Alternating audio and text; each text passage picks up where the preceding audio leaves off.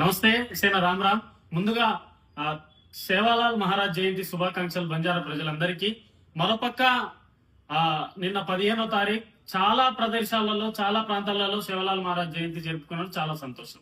అయితే ఇంటలెక్చువల్స్, చదువుకున్న మేధావులు, మాజీ మంత్రులు, మాజీ ఎంపీలు, మాజీ ఎమ్మెల్యేలు, మాజీ చైర్మన్లు, వీళ్ళు మాత్రం బంజారా జాతిని, బంజారా గౌరవాన్ని పెంచుతారనుకుంటే బంజారా గౌరవాన్ని కాళ్ళ కింద పెట్టి తొక్కిరు.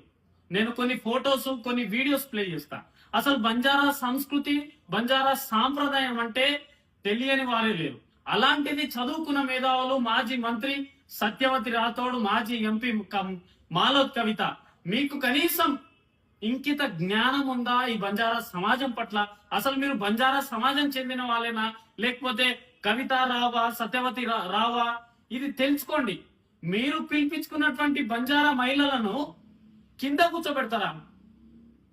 మీరు మీ యొక్క దిక్కుమాల కార్యక్రమము ఏదైతే పూజా కార్యక్రమం చేస్తారు, తండాలలో భోగ్ భండారం చేస్తారు. మట్టిని నమ్మే ఈ బంజారా బిడ్డలు మట్టిని తొవ్వి అక్కడ పోసే నెయ్యితోనే, ఆ శ్వాసతోనే భక్తి పరులే ఈ బంజారా బిడ్డలు అంత పవిత్రంగా బావోజీలు పొద్దున్న లేస్తే చాలా నిష్టగా ఉండి పాలు ఫ్రూట్స్ తిని వాళ్ళు పూజలు చేస్తుంటే మీరా భోగ్ బండారం చేసేది? మీరా దాంట్లో నెయ్యి వేసేది? బీఆర్ఎస్ పార్టీ బీఆర్ఎస్ పార్టీలో బంజారాలో మొగలు లేరా?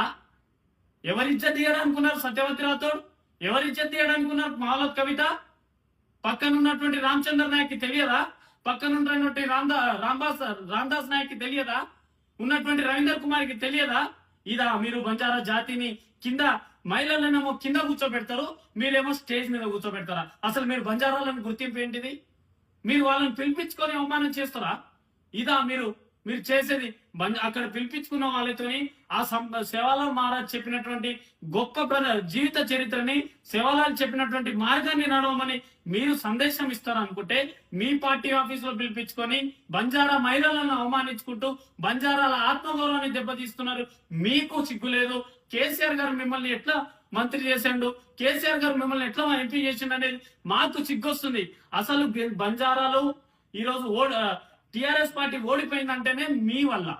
అది కేసీఆర్ గారు చేసిన తప్పు, అది కేటీఆర్ గారు చేసినటువంటి తప్పు. ఇప్పటికైనా కేసీఆర్ గారు, కేటీఆర్ గారు అసలు సంస్కృతి సాంప్రదాయం తెలియని వీళ్ళని మీ పార్టీలో ఉండి మహాత్మ గౌరవాలు ఎందుకు దెబ్బతీస్తున్నారు? ఇప్పటికైనా ఆలోచించి తక్షణమే నిన్న జరిగినటువంటి కార్యాచరణని అపశృతి చేసినందుకు బంజారా ప్రజలను క్షమాపణ చెప్పాలని చెప్పేసి నేను డిమాండ్ చేస్తున్నా సత్యవతి రాథోడ్ గారికి.